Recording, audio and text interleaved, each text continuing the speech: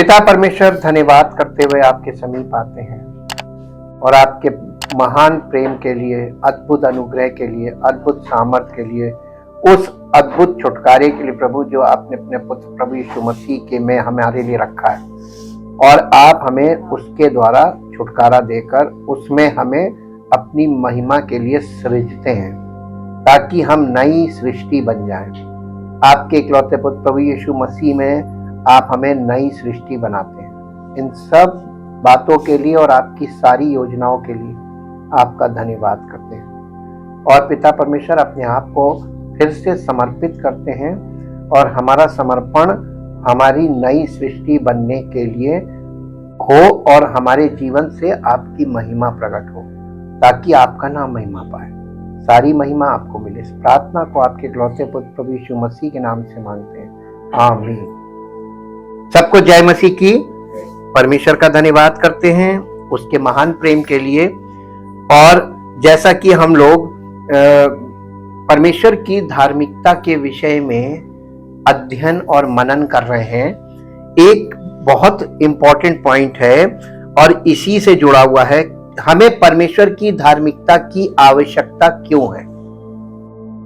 क्यों परमेश्वर की धार्मिकता ही मान्य है और मनुष्य की अपनी धार्मिकता क्यों मान्य नहीं है।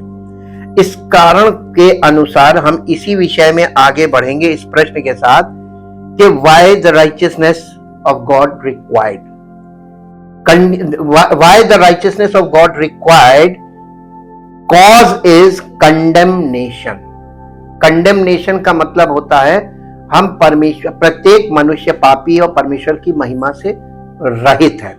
कंडेमनेशन को अगर आप इस वर्ड को देखें, कंडेमनेशन कंडेम से निकला है और कंडेम का मतलब कि परमेश्वर हमारी धार्मिकता की और हमारे शारीरिक जीवन की को एक्सेप्ट नहीं करता क्योंकि हम पापी हैं और हम आत्मिक रूप से मृतक हैं। हमारी दशा है कि परमेश्वर को हम जान नहीं सकते और जानने का प्रयास भी नहीं कर सकते क्योंकि सिरा ही नहीं है, परमेश्वर आत्मा है और हमारा आत्मा जो है वो मृतक अवस्था में है। We are totally cut off from God spiritually. आत्मिक तौर पर प्रत्येक व्यक्ति परमेश्वर से बिल्कुल अलहदा है, सेपरेटेड है, इसीलिए हम शारीरिक मनुष्य है और पापी हैं और पाप के गुलाम हैं। कंडेमनेशन का एक और आप सिनोनिम्स में जाएंगे जब इसके पर्यायवाची में, तो कंडेमनेशन का ही मतलब है कन्विक्टेड। कैसे कन्विक्टेड? परमेश्वर का वचन क्या किसी व्यक्ति को, किसी समुदाय को या किसी जाति को या किसी को धर्मी घोषित करता है? जी नहीं। परमेश्वर का वचन प्रत्येक मनुष्य को पापी घोषित करता है, यानी we are condemned through God, यानी हम परमेश्वर के द्वारा कंडेम किए गए हैं और परमेश्वर वचन है तो वचन के द्वारा हम कंडेम्ड हैं। We are condemned by the word of God. परमेश्वर के वचन के द्वारा हम we are convicted that we are sinner, कि हम पापी हैं, हम दोषी, हम पर दोष लगा। अब हम इसी विषय में परमेश्वर की धार्मिकता को समझेंगे। वर्ड ऑफ गॉड कंडेम करता है, हमको कन्विक्ट करता है, और होली स्पिरिट हमको कन्विंस करता है। परमेश्वर का वचन कन्विक्ट करता है और परमेश्वर का आत्मा हमको कन्विंस करता है। और अगर ये काम किसी व्यक्ति के जीवन में नहीं होता है, वो व्यक्ति स्वधर्मी है, वो अपनी धार्मिकता की स्थापना कर रहा है, क्योंकि कन्विक्शन और कन्विंस ये दोनों का होना जरूरी है ताकि हर एक मनुष्य ये रियलाइज करे कि वो पापी था, पाप के द्वारा उत्पन्न हुआ और जन्म से पापी है और उसका स्वभाव पाप का स्वभाव है और वो सदैव जब तक शरीर में जीवित है वो पाप के हो सकता है कि परमेश्वर का आत्मा कलीसिया में आपको पाप के स्वभाव से मुक्त कर दे, लेकिन अगर आपके जीवन में पवित्र आत्मा के फल प्रकट नहीं हो रहे हैं या आपके जीवन में आत्मा के फल उत्पन्न नहीं हुए तो अभी भी आप पाप के स्वभाव में हैं। तो पाप से पूरी तरीके से आपको छुड़ाने का काम परमेश्वर का आत्मा करता है, परमेश्वर के वचन के द्वारा। Work of the Holi spirit after the effect of the word of God. परमेश्वर के यानी परमेश्वर की पवित्र आत्मा का काम बॉर्न अगेन यानी परमेश्वर के वचन का जो प्रभाव हमारे जीवन में होता है उसके द्वारा होता है, और जो प्रभाव होता है वो वचन के द्वारा उत्पन्न होता है। हम कैसे इस बात को रियलाइज करेंगे कि हम पापी हैं? हम कैसे अपने आप को पापी के रूप में परमेश्वर के आगे असहाय हैं समर्पित करेंगे? ये बहुत जरूरी चीज है, सुसमाचार का भाग है ये। सबसे पहले मेरे साथ एक पद निकालिए जो आपको मिलेगा अय्यूब की पुस्तक उसका 9 अध्याय, अय्यूब की पुस्तक उसका 9 अध्याय और उसका 19, 20, 21, 22 4 पद पढ़ेंगे 19 से 22 तक। जो सामर्थ्य की चर्चा हो तो देखो वो बलवान है, और यदि न्याय की चर्चा हो तो वो कहेगा मुझसे कौन मुकदमा लड़ेगा। ये परमेश्वर के विषय में बोल रही हो। चाहे मैं निर्दोष ही क्यों ना हूं, परंतु अपने ही मुंह से दोषी ठहरूंगा। अगर हमने अपने मुंह से अपने आप को निर्दोष घोषित किया तो मैं परमेश्वर के सामने दोषी ठहरूंगा। चाहे मैं निर्दोष ही क्यों ना हूं, परंतु अपने ही मुंह से दोषी ठहरूंगा। खरा होने पर भी वो मुझे यानी परमेश्वर मुझे कुटिल ठहराएगा। जितने भी आप खरे बनते हो, ये मैं खरा तो हूं, परंतु अपना भेद नहीं जानता। आप परंतु अपने जीवन से मुझे घृणा आती है। ये आत्मग्लानि है। क्यों आ रही है? क्योंकि इसका मतलब मुझे लगता है कि मैं खरा हूं, लेकिन एक भी मनुष्य परमेश्वर के सामने धर्मी नहीं है। बात तो एक ही है। इससे मैं ये कहता हूं कि परमेश्वर खरे और दुष्ट दोनों को नाश करता है। खरे और दुष्ट दोनों को नाश करता है। परमेश्वर नाश करने वाला भी परमेश्वर है। और क्या ये परमेश्वर का न्याय है? न्याय में जब आप अपीयर होंगे और अगर परमेश्वर के अकॉर्डिंग आपने उसकी धार्मिकता के अनुसार नहीं है तो आप दोषी ठहर जाएंगे और दंड पाएंगे। यह अय्यूब की पुस्तक से हम लोगों को सीखने और समझने को मिल रहा है।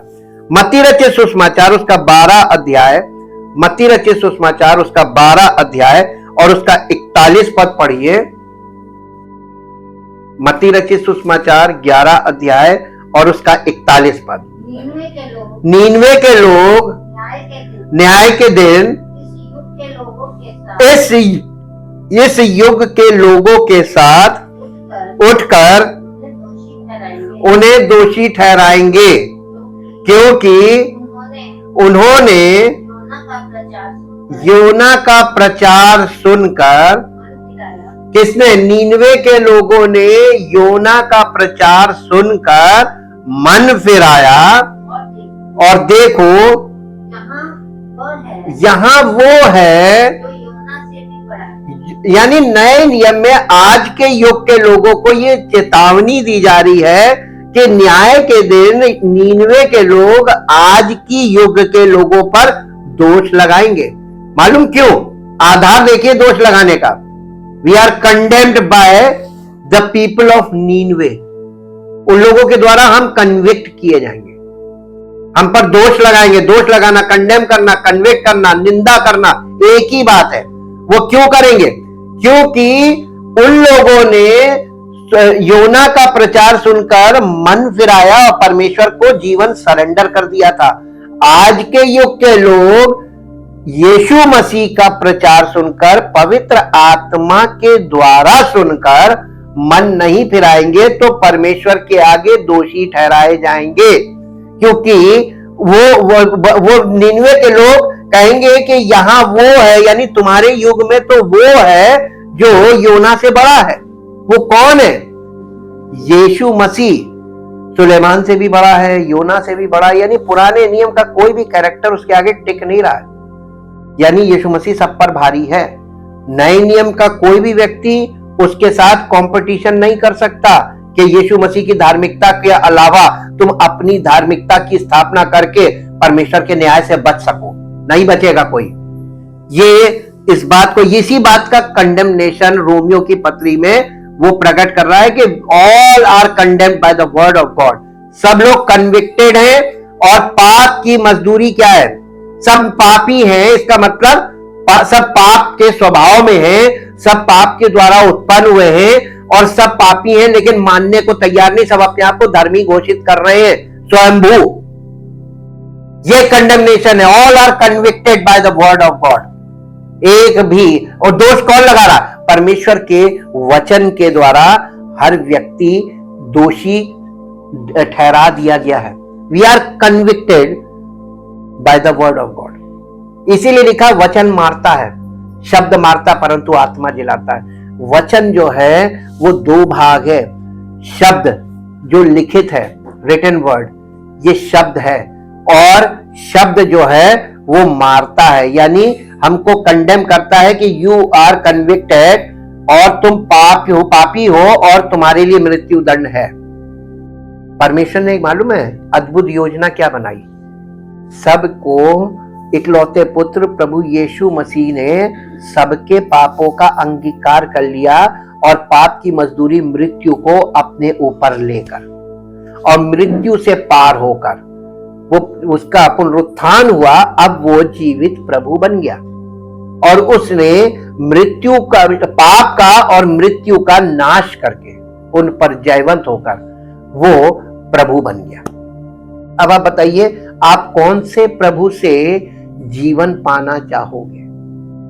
ऐसा कौन सा प्रभु है जिसने पाप के लिए, पाप की मजदूरी मृत्यु को अपने ऊपर लिया बिकॉज ऑफ सिन, और वो पाप के लिए मरा और अपनी सामर्थ के द्वारा मृत्यु पर जयवंत होकर पुनर्जीवित हुआ और आज वो जीवित है? ऐसा कौन सा प्रभु आप है?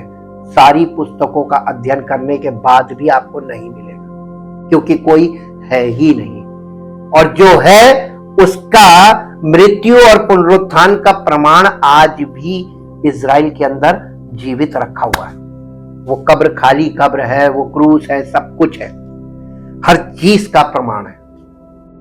इसलिए व्यक्तियों को अभी भी नहीं समझ में आ रहा है कि उस प्रभु के आगे हम कैसे धर्मी हो सकते हैं।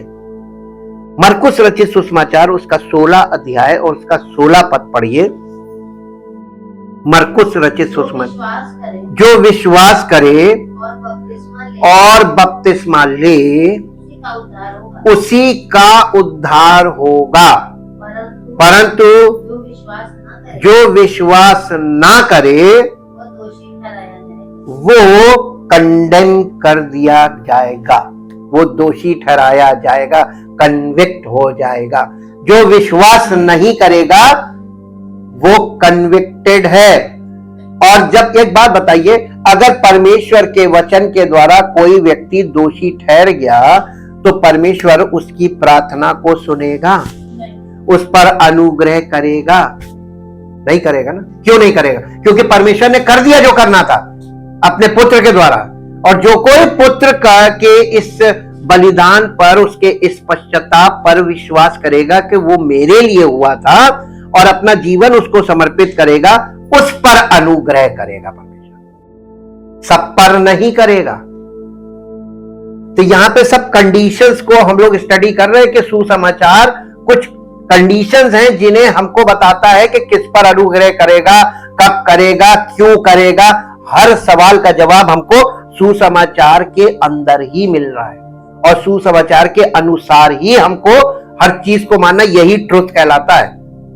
इसी के साथ साथ एक पद और पढ़िए, लूका रचित सुसमाचार उसका 3 अध्याय और उसका 15, 16, 17, 18, 15 से 18 पद तक पढ़ेंगे। जब लोग आस लगाए हुए थे और सब अपने मन में यूहन्ना के विषय में विचार कर रहे थे, क्या यही मसीह तो नहीं है? तो यूहन्ना ने उन सब से कहा, मैं तो तुम्हें पानी से बपतिस्मा देता हूँ, परंतु जो आने वाला है वो मुझसे शक्तिमान है। मैं तो इस योग्य भी नहीं कि उसके जूती का बंद खोल सकूं। वो तुम्हें पवित्र आत्मा और आग से बपतिस्मा देगा। उसका सूप उसके हाथ में है और वो अपना खलियान अच्छी तरह से साफ करेगा और गेहूं को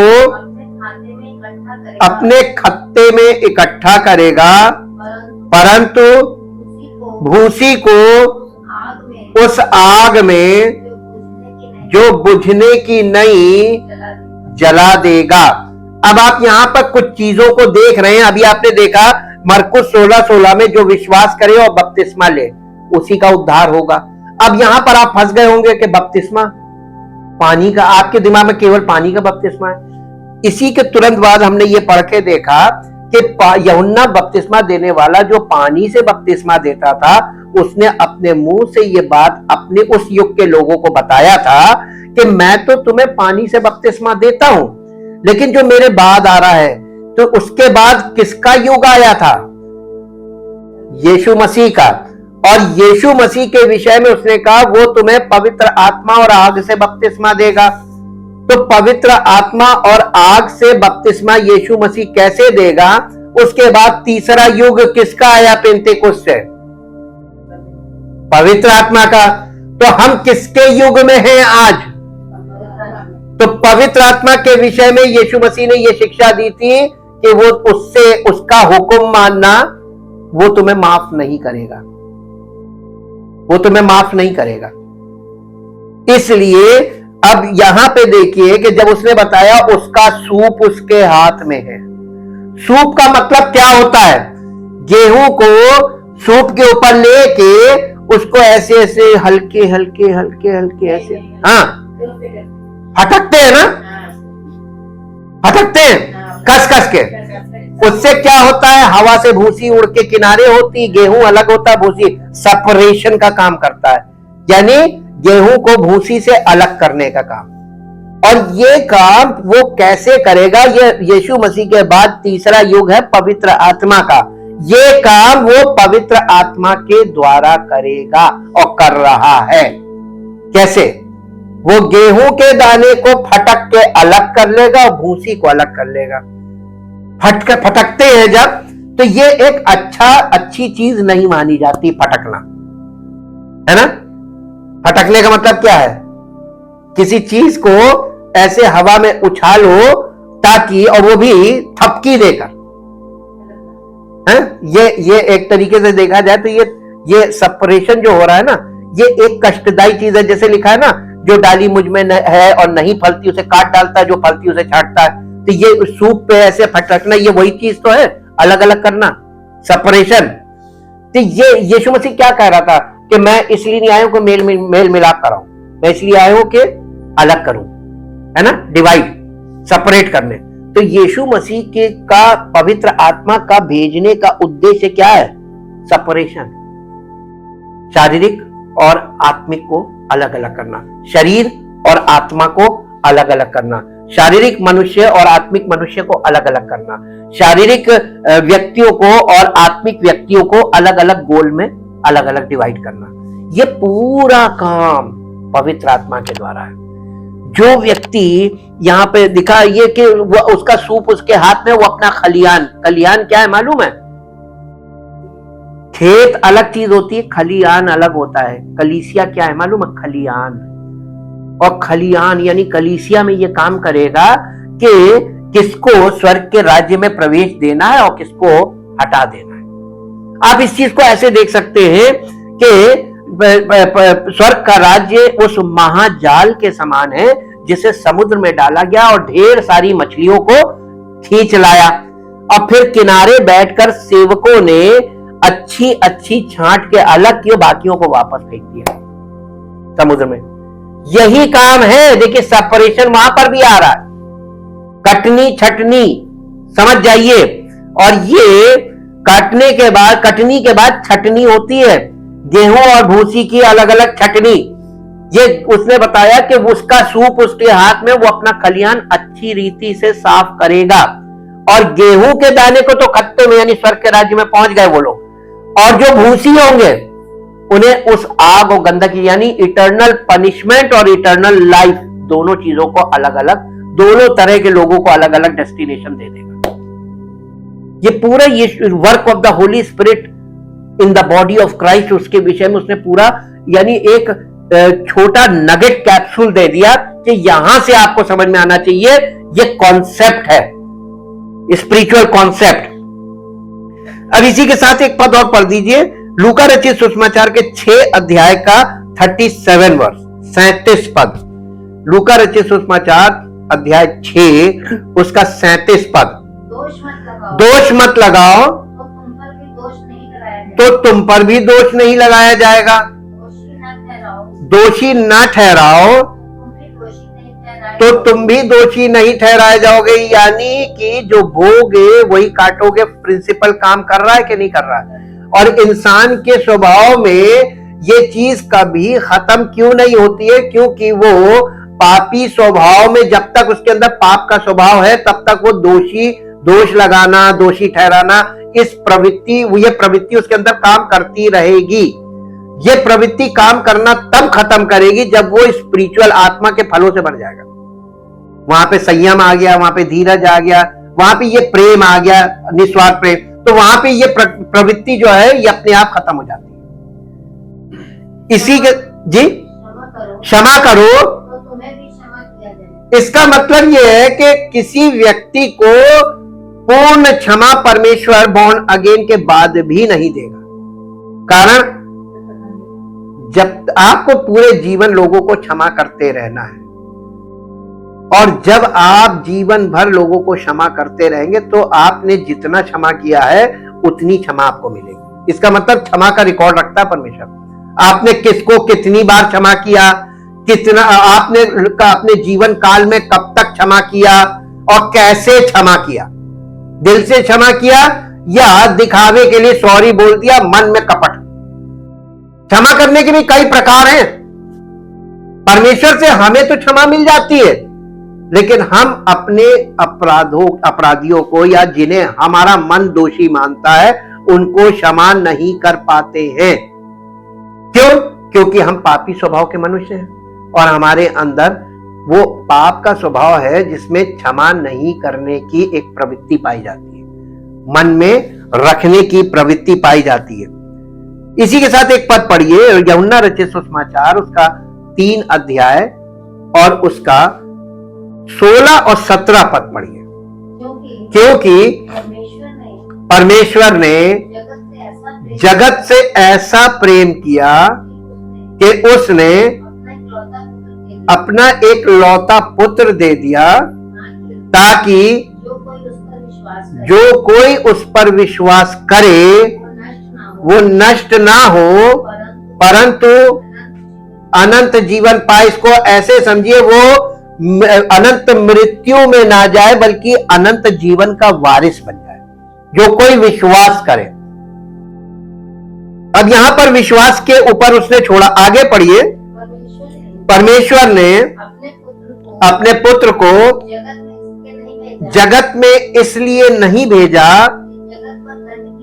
कि जगत पर दंड की आज्ञा दे, परंतु इसलिए भेजा कि जगत उसके द्वारा उद्धार पाए।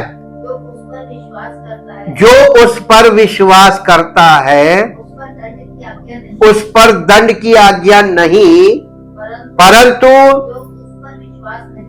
परंतु जो उस पर विश्वास नहीं करता दोषी ठहरेगा नहीं लिखा है, ठहर चुका। अब आपको ये नहीं समझ में आएगा ये होगा कैसे हो कब? आपको जब हम सुसमाचार बता रहे हैं और आप इस सुसमाचार को जो प्रभु यीशु मसीह का सुसमाचार है उसकी मृत्यु और पुनरुत्थान के द्वारा किस प्रकार हमें पापों की क्षमा प्राप्त हुई और हमें अनंत जीवन का वारिस बनने के लिए मार्ग खोला गया, ये सब बातों का इसमें वर्णन किया जा रहा है। ये सुसमाचार इसको सुनकर हम अगर यदि इस पर विश्वास नहीं कर पाए तो हम दोषी ठहर चुके, और जिन्होंने कर लिया वे उद्धार पा गए, यानी वो बॉर्न अगेन हो गए, और जिन्होंने विश्वास नहीं किया वो दोषी ठहर गए। दोनों काम साथ साथ तुरंत हो रहा है कि होगा। परमेश्वर का कोई भी काम होगा में है ही नहीं, वो होता जाएगा। आपके दिमाग के स्पीड के साथ साथ चलेगा उद्धार का काम। अब इस बात को यह समझिए कि ये तो बहुत खतरनाक स्टेज आ गई। जिन लोगों ने अभी तक विश्वास नहीं किया इसका मतलब वो दोषी ठहर गए। तो हमें क्या करना चाहिए? पाप की मजदूरी मृत्यु है, और इस मृत्यु से कौन हमें बचा सकता है? कैसे आपको मालूम है? क्योंकि उसने हमारे लिए बचाव कर दिया है। अब हमको विश्वास से उस बचाव पर यानी उसकी सामर्थ्य पर विश्वास करना है कि वो कर सकता है। हमारे कुछ करने पर हमें उद्धार प्राप्त होगा या हम बॉर्न अगेन होंगे, ये कॉन्सेप्ट आपके अंदर गलत बैठ गया है। इसको निकाल दीजिए। अगर आपने इसको निकाल दिया तो अब एक ही बात बची कि तुम उस पर भरोसा करो कि वो तुम्हें जीवन देकर और उस अनंत जीवन का वारिस बनने तक वो ही तुम्हारी सहायता कर सकता है। तुम्हारे अपने कुछ करने से तुम अनंत जीवन में प्रवेश, मान लो आप बॉर्न अगेन हो गए प्रभु के अनुग्रह से, लेकिन उसके बाद अगर आप पवित्र आत्मा की अगुवाई में कलीसिया में बने नहीं रहे और वचन के अकॉर्डिंग स्टेप बाय स्टेप आप ग्रो नहीं हुए, आपका विश्वास नहीं बढ़ा, आत्मा के फल आपके जीवन में प्रकट नहीं हुए, तो आपका आगे डेस्टिनेशन फिर बदल जाएगा, अनंत दंड। क्योंकि आप चले ही नहीं। जन्म तो दिया उसने आपको, और जीवन देने को वो राजी था, आप जीवन लेने के लिए उसकी शरण में आए नहीं। हमने आपको बताया ना, ये चार्जिंग वाली लाइफ है कि एक हफ्ते मिनिमम 6 डेज के बाद एक व्यक्ति को रिचार्ज होने के लिए उपस्थित होना अनिवार्य है। लेकिन लोगों के जीवन में इस बात को परमेश्वर फिट नहीं करेगा। फिट हर एक व्यक्ति को इस मामले में जागरूक होना पड़ेगा। ये जबरदस्ती वाला काम नहीं है। अब इसी के साथ साथ एक और पद पढ़िए, यूहन्ना रचित सुसमाचार उसका 16 अध्याय और उसका 7 और 8 पद। तो भी मैं तुमसे सच कहता हूं कि मेरा जाना तुम्हारे लिए अच्छा है, क्योंकि यदि मैं ना जाऊं तो वो सहायक तुम्हारे पास ना आएगा, परंतु यदि मैं जाऊंगा तो उसे तुम्हारे पास भेजूंगा। यीशु मसीह किसके संबंध में बात कर रहा है? पवित्र आत्मा के विषय में बात कर रहा है ना। और मैं उसे तुम्हारे पास भेजूंगा। आगे वो यानी कौन? पवित्र आत्मा आकर संसार को पाप और धार्मिकता और न्याय के विषय में निरुत्तर करेगा। बस 1 मिनट इन दोनों पदों को 6 और 7 और 8 को आप इंग्लिश में पढ़ दीजिए। 16 अध्याय the gospel of John chapter 16 verse 7 and 8 English में पढ़ दीजिए। अभी आपको समझ में आ जाएगा कि ये काम पवित्र आत्मा ही करेगा और कैसे करेगा। वचन के द्वारा करेगा। कहां करेगा? कलीसिया में करेगा। और आपको उपस्थित होंगे तो ये काम आपके जीवन में पूर्ण होगा। इसके बिना परमेश्वर की ओर से आपको स्वर्ग राज्य में प्रवेश नहीं मिलेगा। However, I am telling you nothing but the truth. When I say it is profitable, good expedient, advantageous for you that I go away, because if I do not go away, the Comforter, Counselor, Helper, Advocate, Intercessor, Strengthener, Stand by, ये किसके विषय में इतनी ढेर सारे नाम बताए गए? This is the function of the Holy Spirit in the life of every believer. हर विश्वासी के जीवन में इतने काम वो करेगा पवित्र आत्मा जी। Into close fellowship with you, यानी तुम्हारे साथ एकदम यानी क्लोज फेलोशिप में जब तुम उसके साथ आओगे तब तुम्हारे जीवन में पवित्र आत्मा ये सारे काम यानी इन सब चीजों के द्वारा काम करेगा।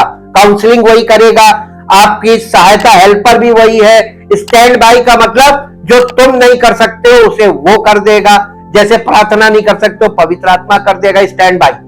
और इसके साथ साथ कि वो तुम्हारी अगुवाई भी करेगा, तुम्हें सिखाएगा भी, तुम्हें यानी सारी चीजें जो विश्वासी के जीवन में है उसको पवित्र आत्मा ही लीड करेगा।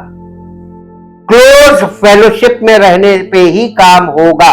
अब ये क्लोज फेलोशिप पवित्र आत्मा की आपको मिलेगी कैसे? इसीलिए वो सेवक को पवित्र आत्मा का मंदिर बनाता है ताकि सेवक के संपर्क में रहने से, क्लोज फेलोशिप से, क्लोज रिलेशनशिप से पवित्र आत्मा का काम आपके जीवन में जिस जीवन में जिस समय जिस की जरूरत हो हर चीज को वो ही पवित्र आत्मा उस यानी सेवक के द्वारा पवित्र आत्मा करेगा जी। But if I go away, I will send him to you to be in close fellowship with you. And when he comes, he will convict and convince the world and bring demonstration to it about sin and about righteousness, uprightness of heart and right standing with God and about the righteousness का मतलब क्या लिखा है? uprightness of heart। तुम्हारा हृदय का जो व्यवहार है यानी तुम्हारा हृदय, तो हृदय में वो परिवर्तन जरूरी है। शारीरिक शरीर के द्वारा प्रगटीकरण कुछ नहीं करना है कि आप बहुत दीन हैं, नम्र हैं, आप परमेश्वर आप लोगों की बातों को सह लेते हैं, इन चीजों को आपको प्रकट नहीं करना है, बल्कि ये हृदय आपका ऐसा हो कि आप कुछ भी ना बोले। निरुत्तर करने का मतलब क्या? बोलती बंद कर देना। तो पवित्र आत्मा आ रहा है लोगों को कन्विक्ट करने के लिए। सबसे पहला काम पवित्र आत्मा क्या कर रहा है? कैसे? वचन तुमको दिखाएगा कि देखो तुम कभी भी धर्मी नहीं हो सकते। तो पौलुस ने क्या कहा? इतना बड़ा सेवक बनने के बाद भी पौलुस ने क्या स्टेटमेंट दिया? यीशु मसीह पापियों के लिए आया जिसमें सबसे बड़ा, I am the chief Sinner. वो अपने आप को मुख्य पापी बता रहा है, पापियों का मुखिया। और यीशु मसीह उद्धार करता। यीशु मसीह आया किसके लिए था? पापियों के लिए। जब तक आप अपने आप को पापी मानेंगे तब तक प्रभु का अनुग्रह। जिस दिन आपने अपने आप को, आपके मन ने अपने आप को धर्मी बोल दिया कि मैं तो धर्मी हूं, मुझे प्रभु की जरूरत नहीं है, मुझे कलीसिया में जाने की जरूरत नहीं है, हम प्रार्थना करेंगे और हमारा काम हो जाएगा। अरे ये तो आपने अपने आप को धर्मी घोषित कर लिया, तो अनुग्रह की अब उद्धारकर्ता की जरूरत नहीं है। यस, यही तो कन्विक्शन है। पवित्र आत्मा हमें कन्विक्ट करता है ताकि हम ये समझ जाए कि हम धर्मी ना थे, ना हो सकते हैं, और फिर कन्विंस करता है। और इसी को हिंदी में लिख दिया निरुत्तर, यानी तुम्हारे पास कोई जवाब नहीं रह जाएगा, तुम एकदम शांत हो जाओगे, या तो इस पार आओगे या उस पार जहां से आए थे वहीं चले जाओगे। ये कठिन चटनी हो गया, अपने आप कुछ नहीं किया। पवित्र आत्मा जब काम करना शुरू करेगा ना, तो जिसको आगे बढ़ना वो आगे आएगा, जिसको पीछे वापस जाना वो वापस चला जाएगा। ये काम ऑटोमेटिकली हो जाएगा। अब इसके बाद मत्ती रचित सुसमाचार उसका 12 अध्याय और उसका 36 और 37 पद पढ़िए। मत्ती रचित सुसमाचार 12 अध्याय और उसका 36 और 37 पद। और मैं तुमसे कहता हूं जो निकम्मी बातें मनुष्य कहेंगे न्याय के दिन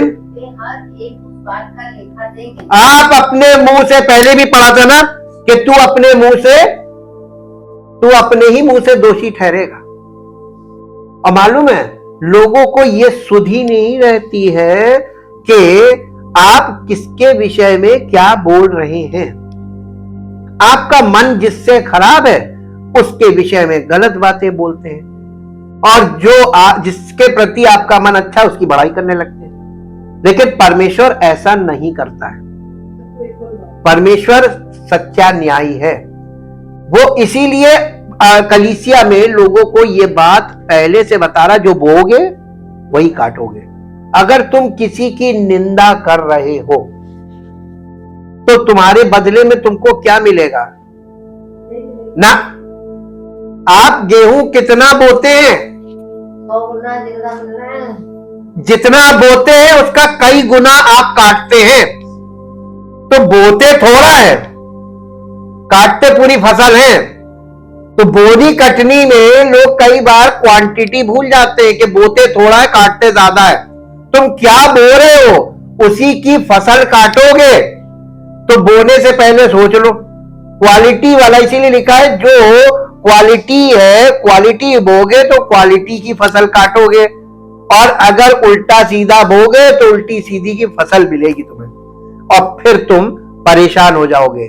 जी, क्योंकि तू अपनी बातों के कारण निर्दोष और अपनी बातों ही के कारण दोषी ठहराया जाएगा। परमेश्वर को कोई रिकॉर्ड की जरूरत नहीं है। आपके अंदर पूरा रिकॉर्ड रहता है कि आपने कब किसको क्या कहा, क्यों कहा। और मालूम है माफी नामा, देखिए परमेश्वर माफी भी तो दे रहा हमें। ओरिजिनल सिन जो आदि माता आदि पिता की ओर से किया गया है, यानी आदम और हवा के द्वारा जो पाप का दंड था, यानी स्पिरिचुअली डेड, हमें आत्मिक जन्म तो मिल गया। लेकिन आत्मिक जन्म के बाद आत्मिक जीवन पाने के लिए आपको प्रभु की शरण में बने रहना है। पहली बात, पवित्र आत्मा की अगुवाई में चलते रहना है। दूसरी बात, पवित्र आत्मा वचन के द्वारा अगुवाई करेगा। तीसरी बात, तो आपको वचन को अंडरस्टैंड करना है। चौथी बात, उसके बाद आपको सारी जिंदगी क्षमा करते रहना है। तब आपको लास्ट में उसका रिवॉर्ड मिलेगा। हालेलुया। तो आत्मिक जन्म के बाद आत्मिक जीवन, और आत्मिक जीवन के बाद आत्मिक अनंत जीवन। आपको आत्मिक जीवन के बाद अनंत जीवन मिलेगा। अगर आप ये चाहें कि आप बॉर्न अगेन हो गए, आत्मिक जीवन नहीं जिया और आपको अनंत जीवन मिल जाए, तो ये बीच का जो रास्ता है ये आपने छोड़ दिया। यानी जंगल का मार्ग आप इजरायलियों को परमेश्वर ने यूं निकाला मिस्र से और यूं इस पार कर दिया, और अब वो जंगल के मार्ग में चलना नहीं चाह रहे। तो जंगल में जो मर के ढेर हो गए, तो क्या ये उद्धार पाए? नहीं। जब तक कनान में प्रवेश नहीं किया तब तक उद्धार की अनंत जीवन भूल जाइए। तो पुराने नियम में उसने दिखाया है। तो सबसे ज्यादा लोग कहां मरे? जंगल के मार्ग में। यानी आत्मिक जन्म के बाद आत्मिक जीवन का जो रास्ता है, ये जंगल का मार्ग है, ये कठिन रास्ता है, यही सकरा मार्ग। यहां पे आप परखे जा रहे हैं, जो अंत तक इसमें जयवंत हो गया वो कौन होगा मालूम है? जो टोटल सरेंडर्ड रहेगा और पवित्र आत्मा के कंट्रोल में रहेगा, उसको वो पहुंचा देगा। Thank you Lord, thank you Lord. आज रात को जब आप सोएं तो पवित्र आत्मा आपके हृदय से बात करे और वो आपसे अनंत जीवन की बातें कर रहा है। वो आपसे आपके लाभ की बातें कर रहा है, अपने लाभ की बातें नहीं कर रहा है। और लोग इन बातों को नजरअंदाज कर रहे हैं, लोग इन बातों को मिसअंडरस्टूड कर रहे हैं, लोग इन बातों को अंडरस्टैंड नहीं कर पा रहे हैं, क्योंकि उनको गलत चीजों में ज्यादा लाइट मिल रही है, सच्चाई में उनको समझ में नहीं आ रहा है। ये भी एक हृदय की अवस्था को ही दिखाता है कि आपका हृदय किस अवस्था में है। अगर अभी भी नहीं चेते, परमेश्वर ने एक बार किसी व्यक्ति की तरफ से मुंह मोड़ा तो वो दोबारा उसकी तरफ कभी नहीं मुड़ता। इसलिए परमेश्वर बार बार बार बार मौके देता है, वचन के द्वारा हमसे बात करता है, ताकि हमारे हृदय को जो कठोर हो गया है उसे फिर से मुलायम करके ऐसा करे कि हम पर अनुग्रह करे और हमें अनंत जीवन की ओर फेर दे। इसीलिए निवेदन किया गया, तुम में ऐसा बुरा और अविश्वासी मन ना हो जो जीवते परमेश्वर से तुम्हें दूर हटा ले जाए। Thank you, thank you, thank you. पिता परमेश्वर, हम आपके समीप आते हैं। जितने लोग प्रभु इस कलीसिया में आ रहे हैं, ये कलीसिया तो आपकी है, जितने लोगों को आपने यहाँ पे जोड़ा है और जो लोग बड़े विश्वास के साथ और संपूर्ण हृदय के साथ और पूरी सच्चाई के साथ आपके सामने उपस्थित होते हैं, उनके जीवन में तो पवित्र आत्मा का कार्य चल रहा है।